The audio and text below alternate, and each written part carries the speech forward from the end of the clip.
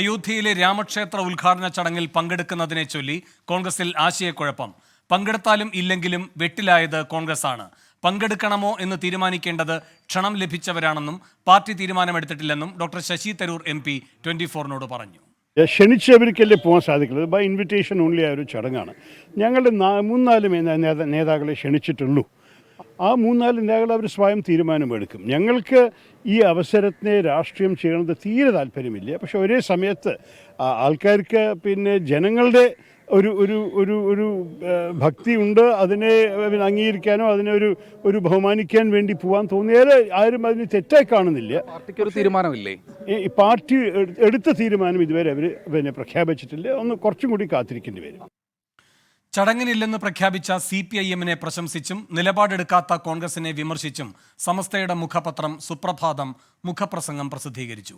വിവരങ്ങളുമായി ന്യൂസ് ഡെസ്കിൽ നിന്ന് B ദിലീപ് കുമാർ ചേരുന്നു. ദിലീപ്, തരൂര് പറയുന്നതിൽ നിന്ന് എന്താണ് മനസ്സിലാക്കേണ്ടത്? സമസ്തയുടെ നിലപാട് എന്താണ്?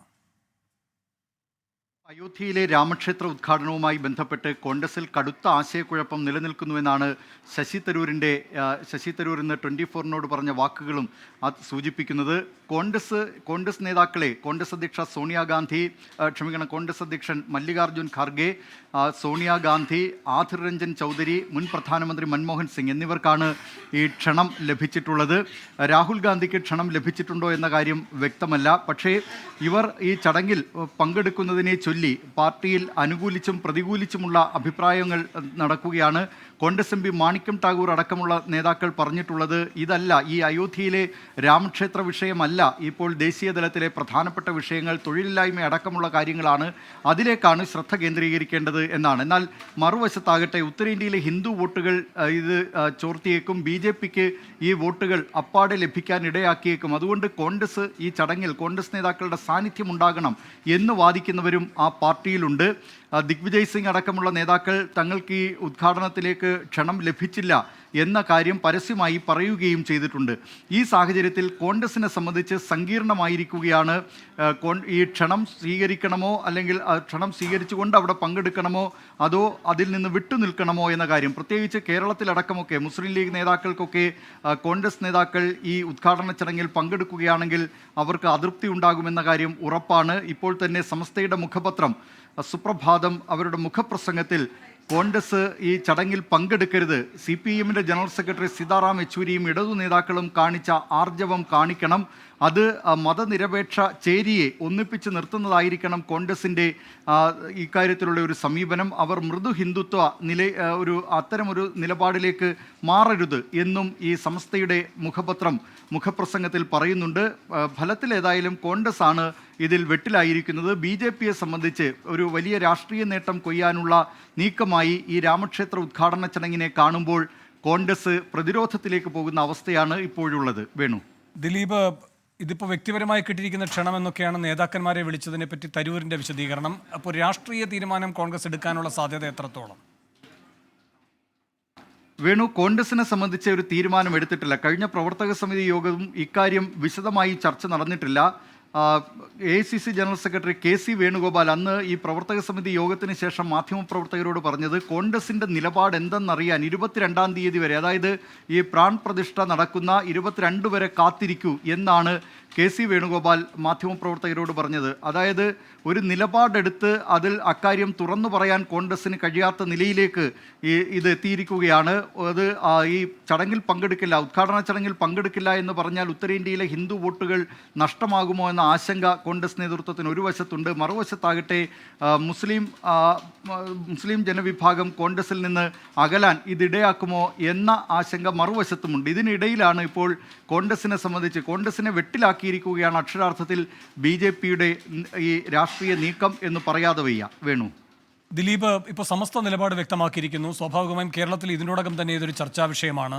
ലീഗ് പ്രതിസന്ധിയിലാകുമോ നിലപാടെടുക്കുന്നതിൽ? വേണു, ഇക്കാര്യത്തിൽ ലീഗിന് ഏതായാലും അഭിപ്രായ പ്രകടനം നടത്തേണ്ടി വരും. സമസ്ത തന്നെ അവരുടെ നിലപാട് വ്യക്തമാക്കിയിരിക്കുകയാണ്. ഇത് നേരത്തെ തന്നെ മുസ്ലിം ലീഗ് സ്വീകരിച്ചിരിക്കുന്ന നിലപാടുണ്ട്. ബാബറി മസ്ജിദ് പൊളിച്ച് ബാബറി മസ്ജിദ് തകർത്താണ് രാമക്ഷേത്രം നിർമ്മിച്ചത് എന്ന കാര്യം മുസ്ലിം ലീഗ് ആവർത്തിക്കുന്നുണ്ട്.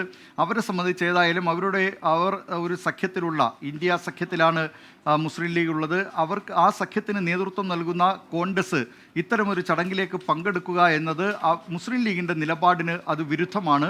അതുകൊണ്ട് ആ ചടങ്ങിൽ നിന്ന് വിട്ടുനിൽക്കണം എന്ന സമ്മർദ്ദം മുസ്ലിം ലീഗിൻ്റെ ഭാഗത്തു നിന്നുണ്ടാകും. പക്ഷേ കോൺഗ്രസിനെ സംബന്ധിച്ച് ദേശീയ രാഷ്ട്രീയത്തിലെ സ്ഥിതിഗതികളൊക്കെ പരിഗണിച്ച് എന്തായിരിക്കും അവർ കൈക്കൊള്ളാൻ പോകുന്ന നിലപാട് എന്നത് ഇനി അറിയാനിരിക്കുന്നതേയുള്ളൂ. വേണു, ദിലീപ്, കേരളത്തിലെ കോൺഗ്രസ് അകലം പാലിക്കുക.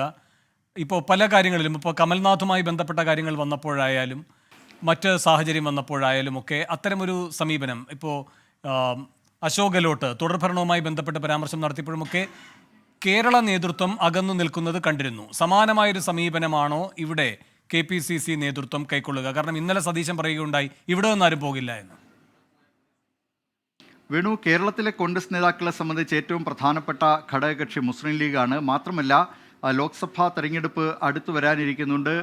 ന്യൂനപക്ഷ വോട്ടുകൾ വളരെ നിർണായകവുമാണ് കേരളത്തിൽ. അതുകൊണ്ട് ആ വോട്ടുകളെ അകറ്റുക എന്നത് സംസ്ഥാന കോൺഗ്രസ് നേതൃത്വത്തെ സംബന്ധിച്ച് ഇപ്പോൾ ചിന്തിക്കാനാവില്ല. അതുകൊണ്ടാണ് ശശി തരൂർ നേരത്തെ പറഞ്ഞ വാക്കുകളിലടക്കം അതുമായി ബന്ധപ്പെട്ട കാര്യമുണ്ട്. അതായത് വ്യക്തികൾക്കാണ് ഈ ക്ഷണം ലഭിച്ചിട്ടുള്ളത്. ആ ക്ഷണം ലഭിച്ച വ്യക്തികൾ പങ്കെടുക്കണമോ വേണ്ടയോ എന്നത് അവർക്കു തന്നെ തീരുമാനിക്കാം എന്ന നിലയിലേക്കാണ് ഇപ്പോൾ കോൺഗ്രസ് നേതൃത്വം, അതായത് പാർട്ടി ഒരു തീരുമാനം എടുക്കുന്നില്ല, വ്യക്തികൾക്ക് ഇക്കാര്യത്തിലൊരു തീരുമാനം എടുക്കാം എന്ന നിലയിലേക്ക് അവർ മാറുകയും ചെയ്യുകയാണ്. കോൺഗ്രസിനെ സംബന്ധിച്ച് ഇക്കാര്യത്തിൽ ഒരു തീരുമാനമെടുക്കാൻ കഴിയുമോ എന്ന ഒരു സങ്കീർണമായ സ്ഥിതി കോൺഗ്രസിനെ സംബന്ധിച്ച് ദേശീയ തലത്തിലുണ്ട്. വേണു, ദിലീപ്, ലോക്സഭാ തെരഞ്ഞെടുപ്പിന്റെ ഘട്ടമാണ്. അതുകൊണ്ട് കേരള ഘടകം മാറി ചിന്തിക്കുന്നു എന്നൊക്കെ നിലപാടെടുത്താൽ അതിനൊന്നും ഒരു രാഷ്ട്രീയ സ്വീകാര്യതയും കിട്ടാൻ പോകുന്നില്ല. പലസ്തീൻ കാര്യത്തിൽ കേരളത്തിൽ കോൺഗ്രസിന് കിട്ടിയൊരു മേൽക്കൈ, ന്യൂനപക്ഷ വിഭാഗങ്ങളിൽ നിന്നും നേടിയെടുക്കാൻ കഴിഞ്ഞ വിശ്വാസ്യത, അത് അപ്പാടെ തകിടമറിയപ്പെടുന്ന ഒരു വിവാദമായി ഇത് മാറുമോ? വേണു, ഏതായാലും കോൺഗ്രസിനെ സംബന്ധിച്ച് അവർക്ക് ഇപ്പോൾ തള്ളാനും കൊള്ളാനും വയ്യാത്ത സ്ഥിതിയിലാണ് ഇതുമായി ബന്ധപ്പെട്ട് ഈ രാമക്ഷേത്ര ഉദ്ഘാടന ചടങ്ങുമായി ബന്ധപ്പെട്ട ആ ക്ഷണക്കത്ത്. നേരത്തെ തന്നെ ACC general secretary KC Venugopal ഈ ക്ഷണക്കത്ത് നൽകിയതിന് രാമക്ഷേത്ര തീർത്ഥ ട്രസ്റ്റിനെ അവരോട് നന്ദി പറയുകയും ചെയ്തിരുന്നു. കോൺഗ്രസ് ഇക്കാര്യത്തിൽ നന്ദിയുള്ളവരാണ് എന്ന കാര്യം പറയുകയും ചെയ്തിരുന്നു. അതായത് ഈ ക്ഷണക്കത്ത് നൽകിയതിനെ അവർ അംഗീകരിക്കുന്നുണ്ട്, അതിനെ മാനിക്കുന്നുണ്ട്. പക്ഷേ ഈ ചടങ്ങിൽ പങ്കെടുക്കണമോ എന്ന കാര്യത്തിൽ ആ പാർട്ടിയിൽ ഇപ്പോഴും കടുത്ത അഭിപ്രായ ഭിന്നത നിലനിൽക്കുകയാണ്. മൃദു ഹിന്ദുത്വ നിലപാട് ഉപേക്ഷിച്ചാൽ മാത്രമേ തീവ്ര ഹിന്ദുത്വ നിലപാടുള്ള BJPയോട് പോരാടാൻ കഴിയൂ എന്ന നിലപാടെടുക്കുന്നവരുണ്ട്. മുൻ കേന്ദ്രമന്ത്രി, ഇപ്പോൾ സമാജ്വാദി പാർട്ടിയുടെ പിന്തുണയോടുകൂടിയാണ് കപിൽ സിബൽ രാജ്യസഭയിലേക്ക് എത്തിയിട്ടുള്ളത്. കപിൽ സിബൽ ഇപ്പോൾ ഒരു നിലപാട്, അദ്ദേഹം ഇപ്പോൾ കോൺഗ്രസ് പാർട്ടിയിലില്ല, നടപടിക്ക് വിധേയനായി നിൽക്കുകയാണ്. കപിൽ സിബൽ മാധ്യമപ്രവർത്തകരോട് പറഞ്ഞത് കപിൽ സിബലിനെയും ഇതിലേക്ക് ക്ഷണിച്ചിട്ടുണ്ട്. പക്ഷേ താൻ ഏതായാലും ഈ ചടങ്ങിൽ പങ്കെടുക്കുന്നില്ല, എൻ്റെ ഹൃദയത്തിലാണ് രാമനുള്ളത്, അത് ഒരു പ്രദർശന വസ്തുവാക്കി മാറ്റുന്നതിന് തനിക്ക് യോജിപ്പില്ല എന്ന ഒരു നിലപാട് കപിൽ സിബൽ പറഞ്ഞിട്ടുണ്ട്. പക്ഷേ അതല്ല മറ്റു നേതാക്കളുടെ സ്ഥിതി.